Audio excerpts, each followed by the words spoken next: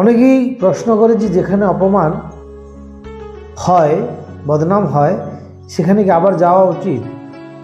তো না, যে আমরা করবোটা কি?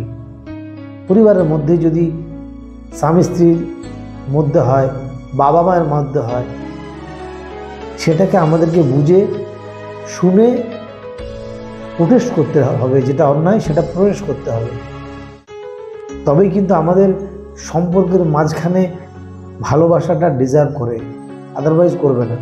আমি শুনলাম আমার স্ত্রীকে অন্যায়ভাবে কিছু খারাপ কথা বলছে, বা আমার নিয়ে আমার অবর্তমানে খারাপ কথা বলতে আমার স্ত্রী শুনলো, কিছু প্রোটেস্ট করলো না।